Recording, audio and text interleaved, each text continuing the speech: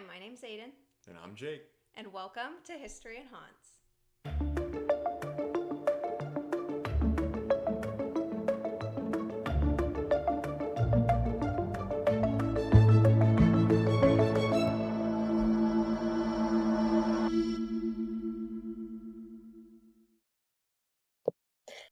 Hi, guys. Oh, man. Welcome back. It's been a minute. We were sick. Wow, that sounds very believable. That's the reason why we haven't been here for, what, 2 weeks. A week. This is week 2. First of all, the first time we were going to record it, Jake was like half asleep, and I was like, okay. Yeah, we were literally like 20 minutes in. I had to suffer through 20 minutes of this. So this is our second time recording this, actually. Yeah, and I could give nothing for input because... No. Dude, my lymph nodes... Oh my God. Would pulsate every time I sneezed. I couldn't even... I was looking cross-eyed. He wasn't even saying, uh-huh. He was just sitting there. So I was like, you want to do this another time? And he was like, I said, yeah. I didn't even say nothing. I responded with a snore. And then the next time we were going to record, I could not breathe. Yeah, then she got sick. So I was like, no one wants to listen to me try to mouth breathe and talk at the same time. Yeah, I had to call off work. Yeah, I'd never do that. I didn't call off work just because I started a new job. Yeah, so pretty much you're part of the problem. I am part of the problem. Like. No, like I said, it's the fucking mentality, the crazy work mentality that this that is not the podcast for that. Listen, this is the introduction. It can be whatever the hell I want it to be. Why do you swear so much? You just swear so much. I know, my poor family. It's your fault, actually. I literally didn't. You literally don't swear. But you got me into swearing. I never swore really before I met you. And then I met you, and now I'm just worse than you, I think. Do you agree? I don't even know what you just said. I honestly wasn't paying attention. That I swear more. I was too busy trying to pronounce what we're going to be talking about today. Before we get into that, though, I do have a few things I want to say. Okay. One, did anyone watch the Grammys? I didn't. I don't even think I know what that is. I watched it solely on Instagram. And one of my favorite clips, and it's not a Taylor Swift clip actually, but it's when Kendrick Lamar walks up on stage to his song, Not Like Us, and the whole crowd says A minor. It was such a great moment. And that song is trash. That song is great. That song is in my workout playlist. Wow. I bet you get some big gains listening to that song. I do. I think I do anyway. Second thing. The other day, I was having a bad day. The other night, I was having a bad day. And I got a notification on my phone. And it was from a lovely person named Jade. And I just want to say, Jade, thank you for your comment, for your nice comments, because I was having a bad time, and after I read that, I wasn't anymore. Nice. So thanks. Jade's my favorite character in a kids' TV show. Really? Yeah. What TV show? Victorious. I should have known it was Victorious. Yeah. Wow. Mm-hmm. Well, nice. She was reading me the comments, so that's awesome that you binged this. I can't believe that. I know you skipped episode 2. There ain't no way you listened to that. Oh my God. That was the worst thing I've ever been a part of. How many times are you going to talk about episode 2? Is that just whenever you delete it? The episodes are just going to be 1, 3, 4, 5, 6, 7. You know, episode 2 in terms of listens has gotten more listens than other episodes. Probably because I've talked about it so much that they had to go see what it was. They had to go see how bad it was. Yeah. Listen, you'll have to see what the watch time is on episode 2. I bet it's 35 seconds. After the intro is over and you say that guy's name. What was his name? I don't even know. I was so deep in sleep halfway through that. I don't even know what you were talking about. I'm surprised you stuck with this podcast after episode 2. You give me no choice. No, I don't. I don't. You have to be here. I'm here. You made me record this and I was dying. That is the perfect example of man cold, because he says he's dying and he literally just had a cold. Am I wrong? You are absolutely wrong. What did you have? I should have been prescribed antibiotics for the sickness I had, but I chose not to go to the doctor. I tried to get him to go to the doctor because he had been sick like a week ago, and then he got sick again. And I was like, dude, why don't you go to the doctor? Like, well, because no, let me finish. This is my last podcast. And I was like, just go to the doctor. Like, maybe you have a sinus, something going on, like a sinus infection, or maybe they can test you and see if there's anything they can give you, even if it's just like I don't know, something. Because you sound like shit, and you've been sick for what, like 3 weeks now? And he's like, no, I don't want to go to the doctor. I'm like, why not? You can fucking schedule an appointment at your primary care doctor, which he also refuses to see for some reason, or you can go to the quick care, and it'll be quick. You ever been to quick care? No. Exactly. That is what hell looks like, but above the ground. Really? And urgent care. That is the worst. Those are the worst places to go. But we could have. Oh my god! Everything takes 3 hours. I'm not going to say you're right. They don't accept insurance. Yes, everything's paid for out of pocket. He is lying. They do accept insurance. Dude, I've never been to an urgent care, and they accepted my insurance. Well, you know what? That might be because you have United Healthcare, and I don't know. Even before, when I had Florida Blue, they did not take my insurance. Well, you went to the wrong one, because my insurance, which is Florida Blue, has gotten accepted at the majority of quick cares. Listen.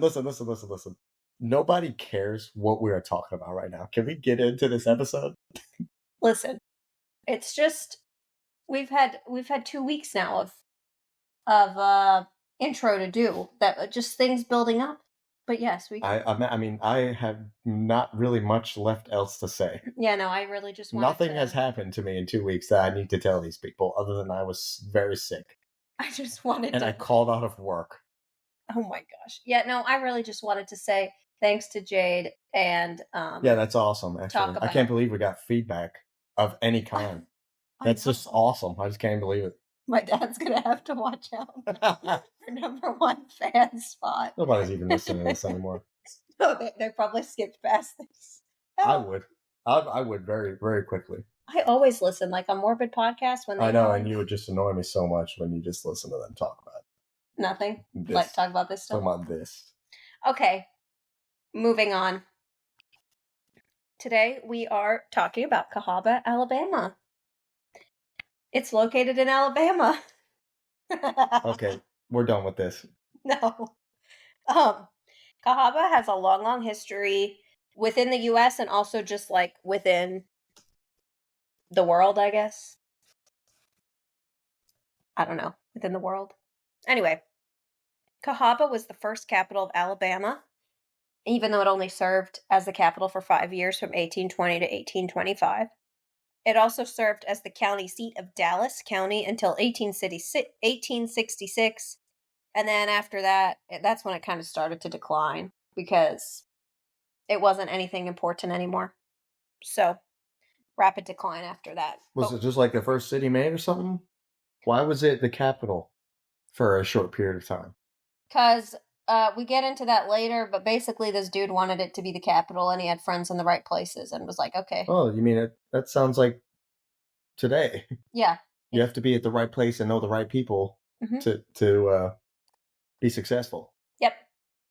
So Cahaba is located at the connection of 2 rivers, and because of this, it experiences yearly flooding. Doesn't sound like a great place to make a town. I don't know how bad the floods are. There's mixed reviews. Any flooding is bad. Probably. If there was an inch of water in our house, or 10 feet, I'm gonna be pissed either way. Yeah, we'd be fucked. Even with an inch of water. Yeah. Oh yeah. House is ruined. The floors. That's what I'm saying. Like, what is it? What do you mean it's not that bad of flooding? Oh, only a couple inches of water. Yeah, you're right. It's bad either way.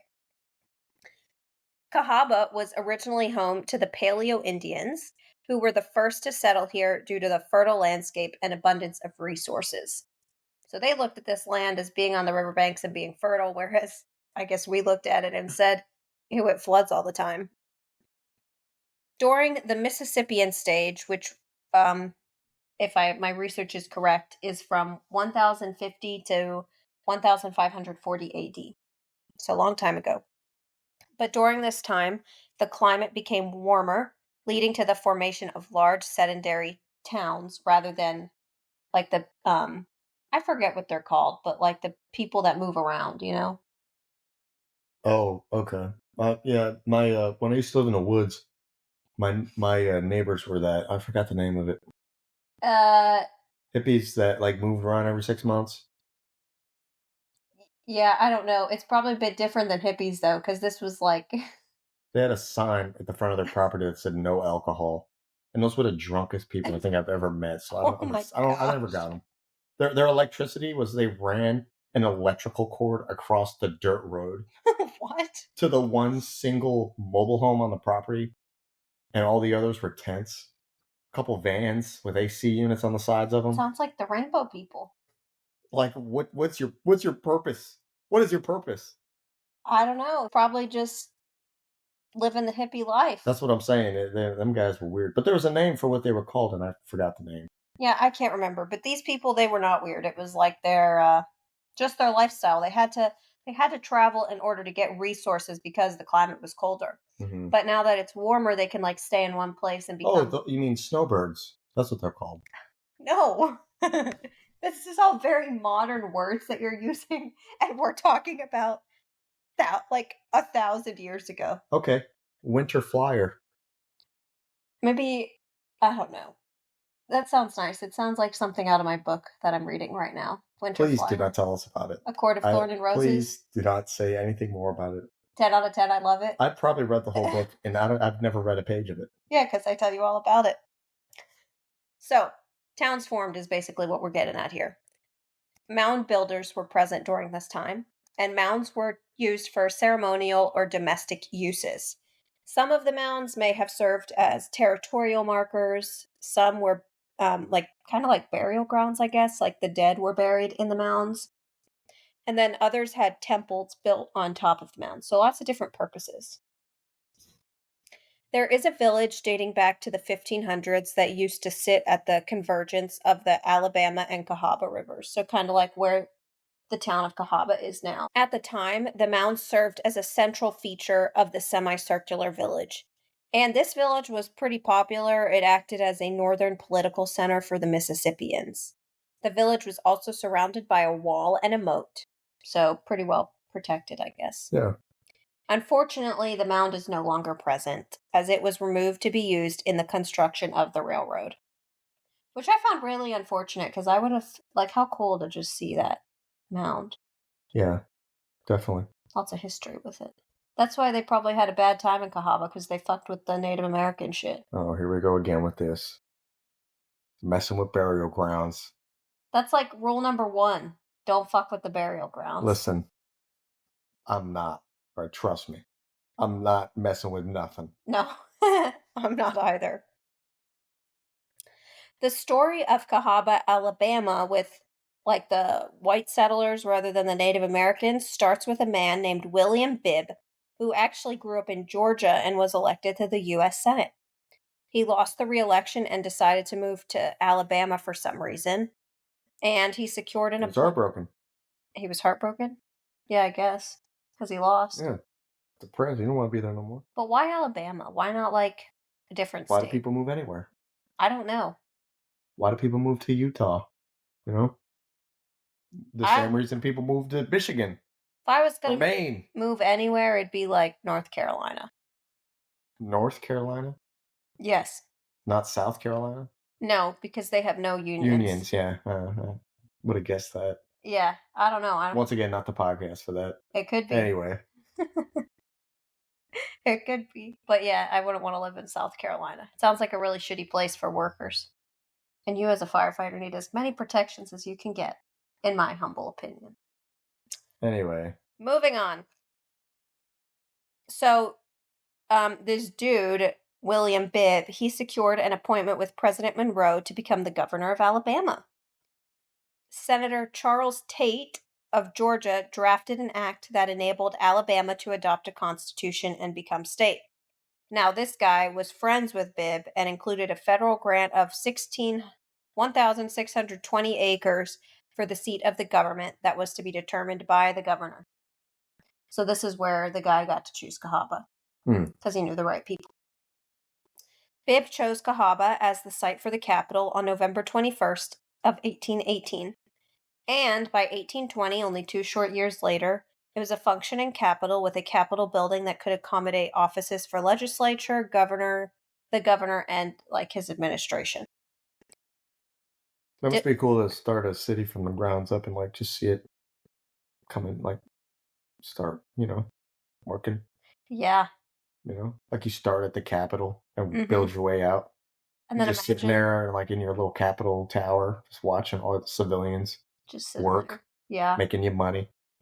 And how sad it would be to watch it become nothing. Yeah, all of your hard work just gone. A lot of people were really mad that Cahaba would be the capital. They wanted it like to be in their own town. Well, too bad, so sad. We all don't get what we want. Exactly. That's a little ridiculous. It's like, yeah, obviously everybody wants the power, or whatever. Yeah. There was a provision though in like the legislation, I guess, that said, you can pick wherever you want the capital to be. That said that there would be a vote in 1825 to see if Cahaba would remain the capital. Definitely probably not. Yeah, no.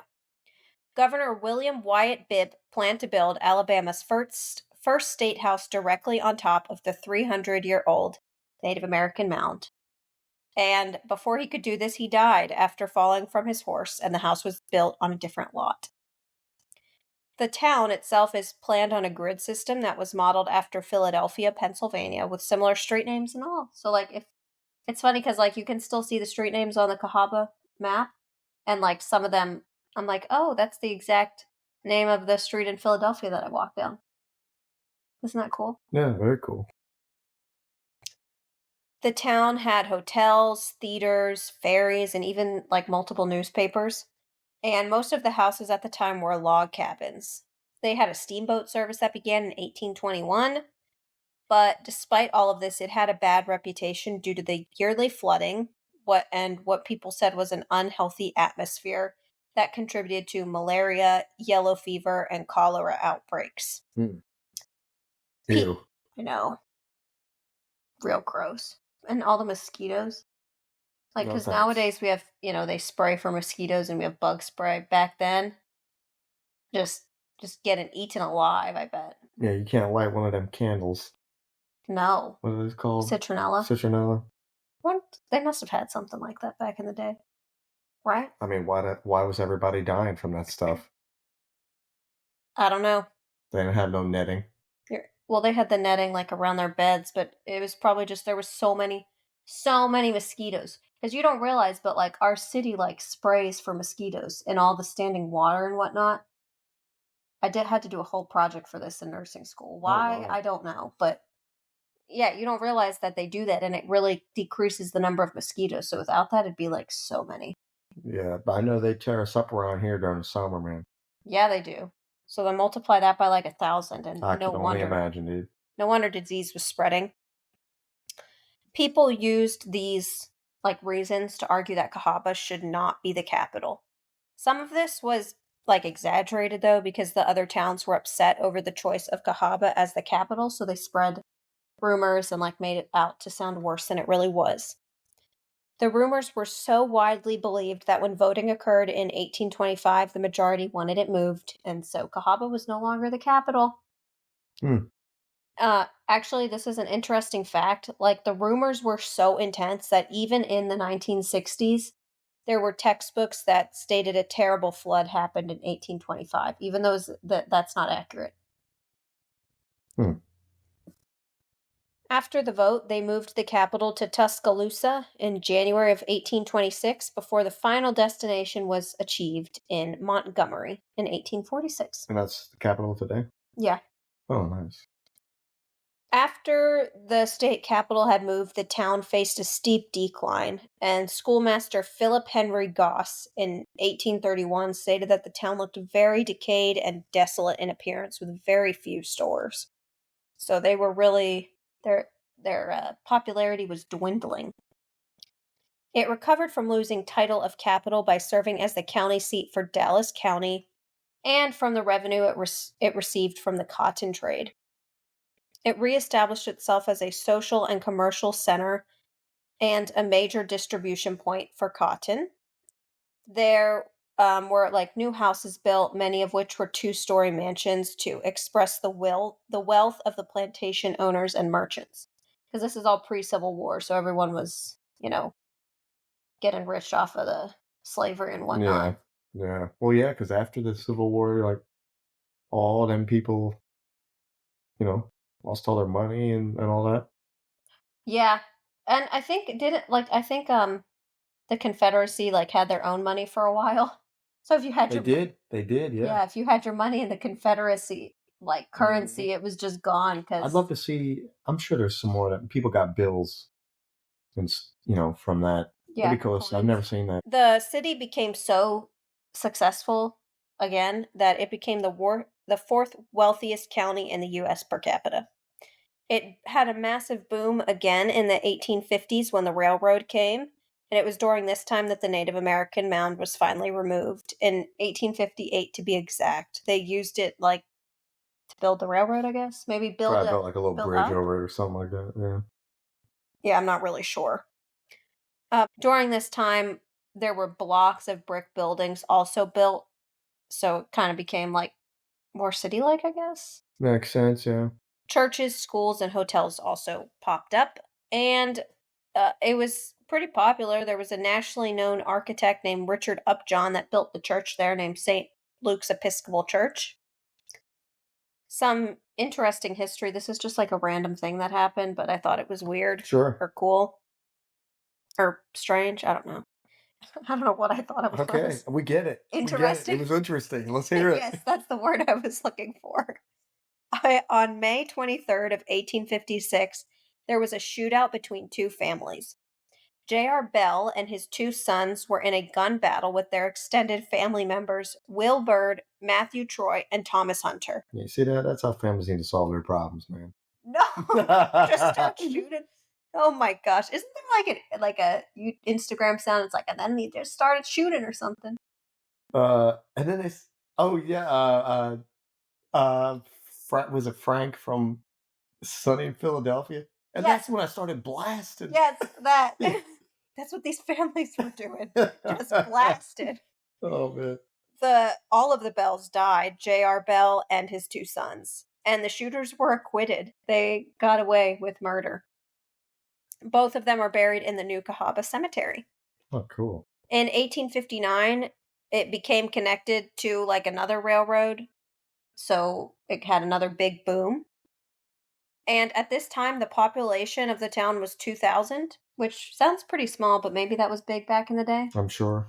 Despite this, though, 64% of the population were enslaved, and 75% of all of the population was black.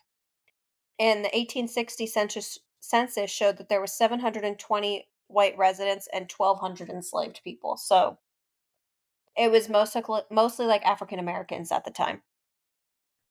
Prior to the Civil War, there were very few freedmen, but they did like exist within the town. But they weren't really like even free. They just weren't slaves. They couldn't go out at night, and they had to live in town with a white guardian. Oh, that's cool. I guess like it's better than the other, circumstances. Like at the Magnolia plantation, that was disgusting. Uh-huh.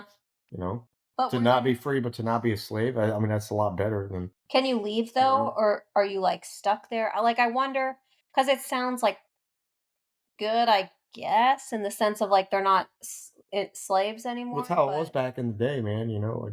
Did they have their own money, though? Or did the white owner? I'll ask them next time I see him. Oh, my gosh. I don't know. But, I mean, they lived there, I guess, and did whatever. Many of them became skilled craftsmen, and so they purchased their freedom with their work. In fact, the entire poultry business was controlled by the black population at the time. During the Civil War, the Confederate government seized the railroad and they started taking like the iron from the rails to extend a different railroad. The town also had a prison during the Civil War.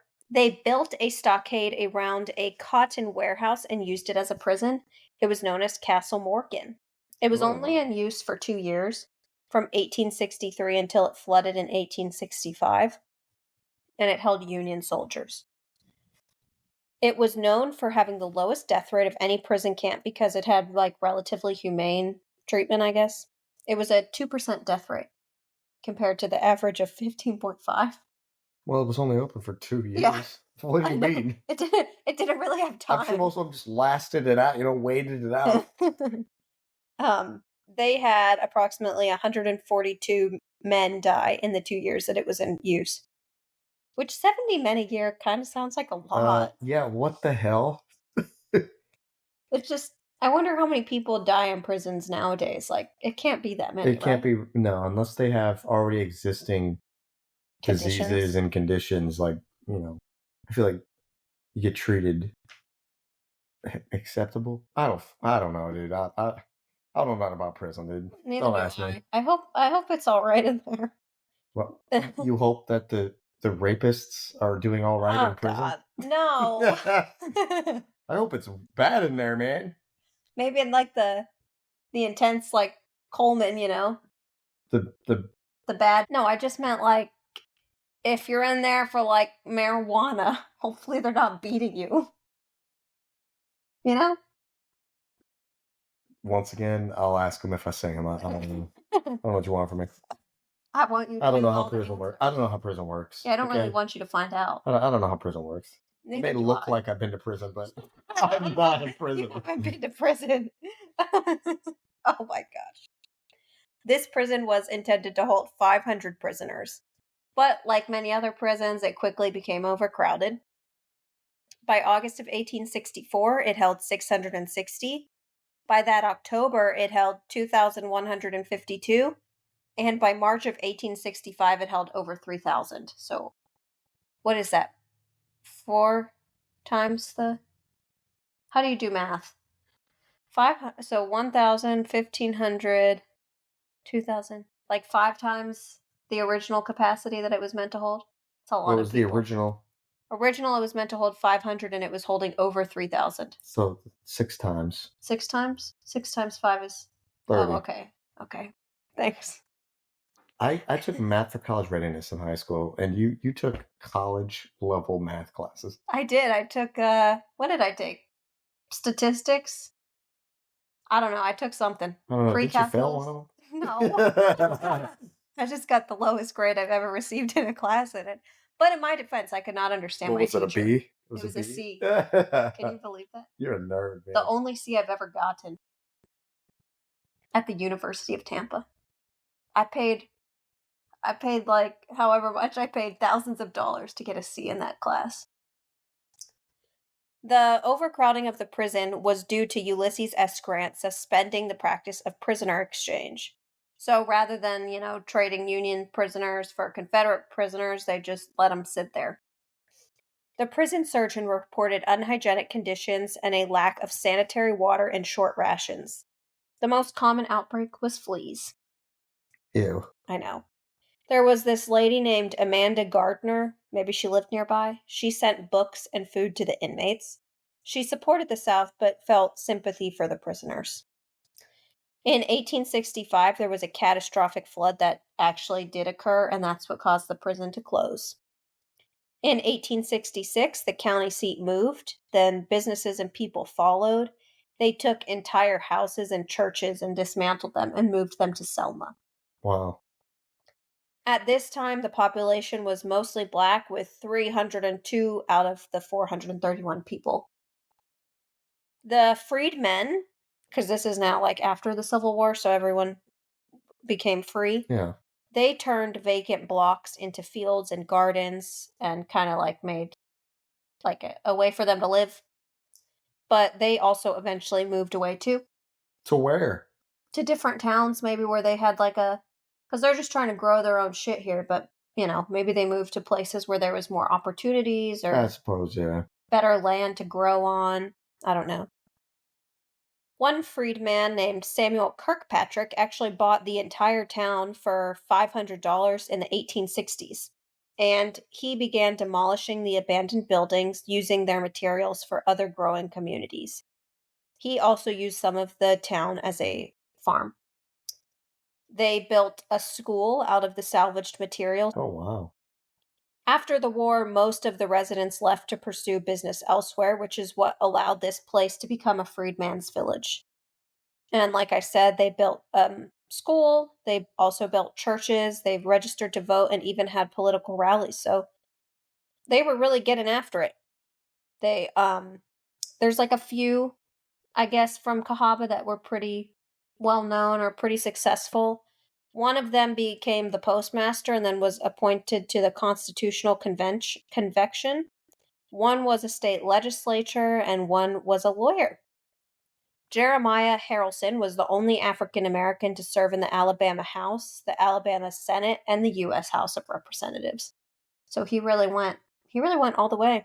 Good for him. Ezekiel Arthur became a successful farmer who purchased the Fambro House, which is another of the three structures remaining today. He stayed in, or this land stayed in the Arthur family for quite some time until it was bought by the state. Then there was the dude named Jordan Hatcher. He was part of the convention that rewrote Alabama's constitution after the war. By 1880, Cahaba had dwindled in numbers so much that it didn't even appear on the US Census anymore. Oh, wow. I know. By 1911, the Kirkpatrick family had acquired over 2,000 acres. But unfortunately, during the Great Depression, Samuel's son Clifton fell into heavy debt before dying in 1930, leaving the family with no money. But they had the land, right? Yeah. That's fine. I'll be broke with 2,000 acres of land. Yeah, unless you can't pay your taxes on it Well, or yeah, something. but oh yeah, the property taxes. Then you're Yeah. screwed. Well, I'll sell 1,000 acres of it. Keep 1,000. Yeah, they by 1930, because they did keep it for a little bit, there was only a handful of structures that remained. But in 1935, the house that they lived in burned down, and by 1939, the land was sold as a foreclosure. Wow. I know, what a fall. It sat around for a little bit before being added to the National Registry of Historic Places in 1973, and it's designated as Old Cahaba Archaeological Park, and it was designated that in 1975. Today, if you go and visit, you can still see the streets, cemeteries, and other ruins. There's a cemetery there with burials dating from 1818 to 1847. That's one of the graveyards in town. There's two. One is named the Old Cahaba Cemetery, and the other, which opened in 1851, is called New Cahaba. And then, maybe I'm weird, but I like looking through Find a Grave, which is the website with all the cemeteries and seeing the people that were in it. So I just have a few of them. Only 3 of them, not that many, don't worry. Okay. The first one is Indiana Crenshaw. She died at 1 year old. The death caused her parents to actually relocate, and unfortunately, she died unnamed. The marker that's there for her, it was placed by one of her brothers long after her parents died, and thought his parents had named her Indiana. Oh, wow. Yeah, but they didn't name her anything. Yeah. Oh, that's horrible, man. I know. They had to move away from the city. Yeah. Did I read that right? Yeah, they moved away from the city after she died because they just couldn't, I guess they couldn't deal with it. Yeah, that's horrible, man. The original marker that her brother put there for her no longer exists due to vandalism. I said, what is with this vandalism crap, man? I don't know, doesn't it piss you off? Yeah. Dude, I would be too afraid to ever break anything because I'd be arrested and sent to prison. Yeah. Dude, who's breaking this stuff, man? Especially with a cemetery, Yeah, oh, well, you're going to hell now. Yeah. You're just destroying this 1-year-old's grave. That is... What is wrong with you? The only thing I'll give is they probably don't know as a 1-year-old. Granted, it shouldn't matter, but no, they don't know. They probably don't care. No, if you're vandalizing a grave, you don't care. That's ridiculous. I know. Moving on, Thomas A. Rogers, he's buried here, and he was the Alabama Secretary of State from 1819 to 1821. Now, the last one, and I thought this guy was kind of cool. His name is Colonel Alexander Outlaw. That's a cool name. I know. He fought in the Revolutionary War. Oh, cool. The name Outlaw is not the original family name, but it comes from their family who was banished from Ireland in the 900s. Well, of course, you had to include that guy in there. I did. It was a really long story. I made it much shorter. But basically, yeah, it was like paragraphs about this name. Basically, what happened is they had to prove their innocence because the crimes that they were said to commit is what got them banished. So they proved their innocence and were allowed to come back to Ireland, but they kept the last name Outlaw just to like stick it to the people that banished them originally. That's awesome. I know, isn't it? This is pretty random, but back in the day, there were over 80 wells in Cahaba, with the deepest one still remaining, and it has water in it. That is very cool. Isn't that so cool? Yeah. I think wells are so cool, because like nowadays, we have a well, but it's just like a little thing. But wells back in the day, like you had to cranking that thing down. I know. Cute. Getting a bucket full of water to bring it back up. I don't know. I just like it. The Perrin Mansion. I don't know if I'm saying that right. It had the deepest. Was that what you said? Oh God! It had the deepest well at its time, sitting at 753 feet deep. Dude, you're cranking that for a while. You're over there. Well, I need to go take a bath. It's 3 p.m. Let me start gathering the water. Oh my God! Can you imagine you're thirsty? You need a drink. By the time you get it up there, you're gonna be dead, man. Yeah. You'd be passed out. I know. Here's another word I don't know how to say. Crocharon. Where? Crocaron. Right there. Crocharon. The Crocharon. That sounds best. That sounds right. We're gonna say that. Don't know if that's right. It's pronounced like Crocharon or something like that. Yeah, something cool. Crack. Never mind. Oh God. The how did you say it? Crocharon? Crocharon. Okay, the Crocharon Brothers Mansion still remains, or the columns of it do. Is that the third structure? Oh, never mind. Well, this one, it's just like the columns in the front, I guess. The columns... Who wants to look at that? Me. I would want to look at that, because it's cool. You're not allowed to touch it, probably. But I can give it a little poke. Yeah. Let me just say... No. She pokes everything. I can't that she's not allowed to touch. Oh my God, the shit that her fingerprints are on, she should be in prison. Oh my God, stresses me out. That massive thick piece of glass that says "Do not touch." She wraps her hand around that, and she doesn't even graze it. She just like pokes it with her finger. It's like, what's the point of that? Like, if you go and like, might as well touch it.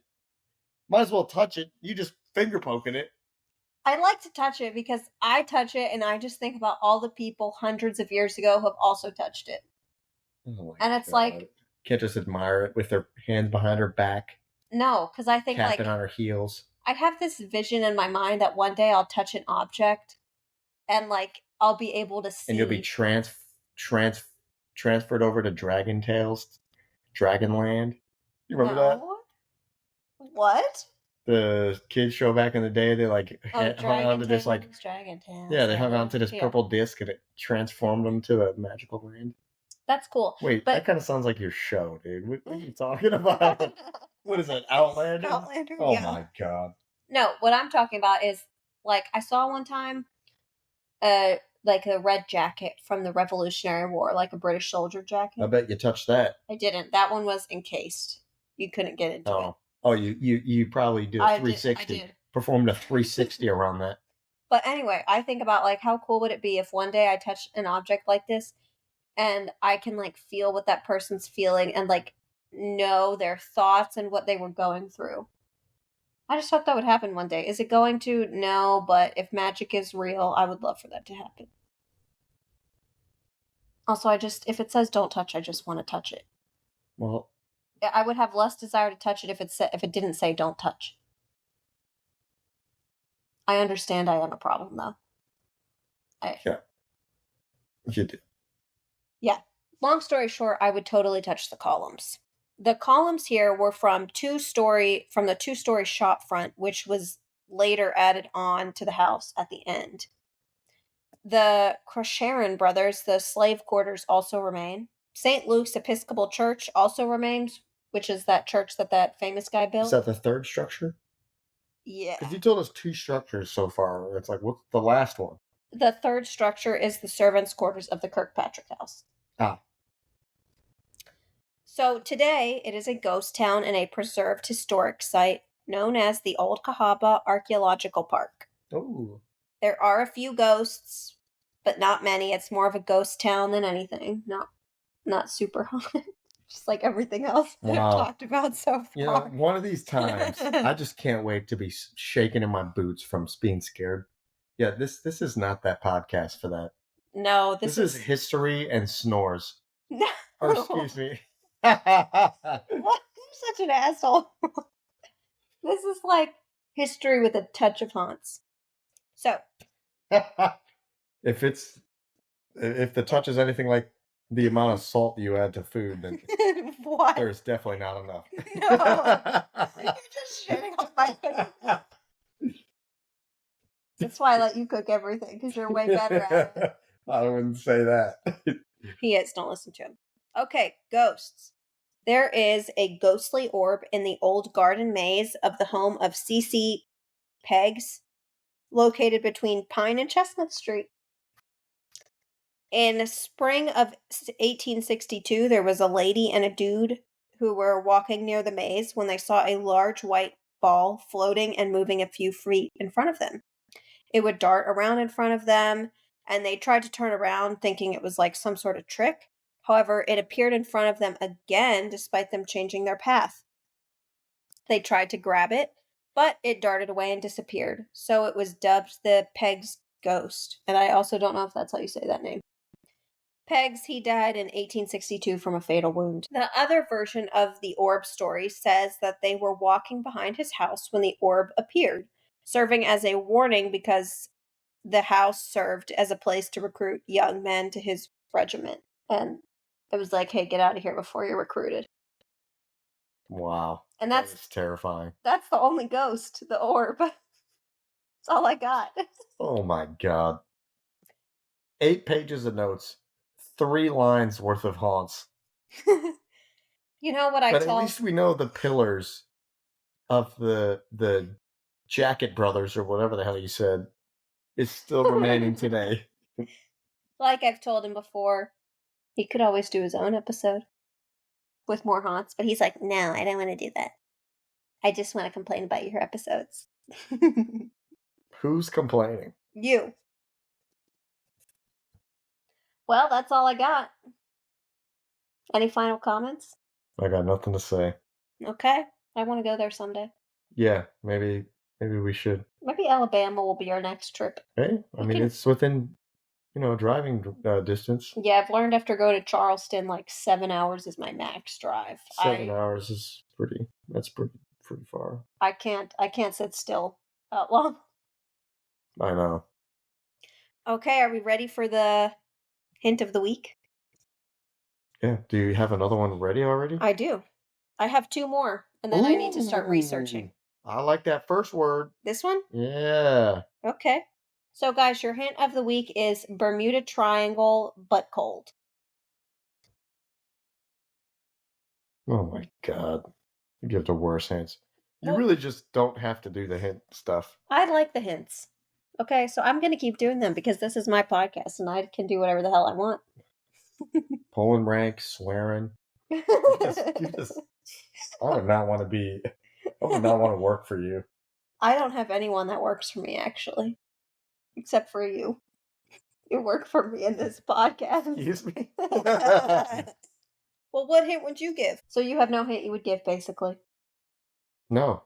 Hey, tune in next week. Or the next week after that, depending on if we how sick we are. Final part of the hint, I can say it's in the U.S. Yeah, technically. Technically, yeah. I cannot wait for like 2 weeks episode from now because it's really an interesting place. But we'll save Oh, that let's for get a hint next for week. that one. No, Oh, that's for next week. oh, sorry. My apologies. Okay, guys. Well, thank you so much for listening. We really appreciate your support. I used to say a whole long spiel. I forgot it because it's been so long. Thank God. Please don't say it again. Basically, We're available on a lot of different sites. Reference the description for our email if you want to say anything like Jade. And that's about it. Check out our YouTube. We know you just listened to this whole thing, but check us out on YouTube as well. You know why? Because go fuck yourself. That's why. No, okay, guys. Ignore him. Listen to me. don't keep that. I'm keeping that. Don't keep that. You've earned it. Okay, guys, for the actual ending, because I don't know what he's talking about. We're available on a bunch of different platforms. Basically, I literally just said that. Basically, Spotify or wherever else you get your podcast. We know you just listened to this, but go listen to it again on YouTube. And iTunes and Apple. Or iTunes and Apple are the same. Apple and Amazon. You gotta stop with all this. We also have an Instagram and an email if you'd like to contact us, because we'd love to hear any. I just said all this. Any questions, comments, concerns, if you've ever been to any of these places and have experiences, all of that is in our description of the podcast. And last but not least, wherever you're listening, if you could rate, review, and subscribe, that'll really help other people find us. You know what? I'm gonna leave a review. Better be a good one. You'll have to see. I will have to see. Okay, guys, until next week. See ya. Bye.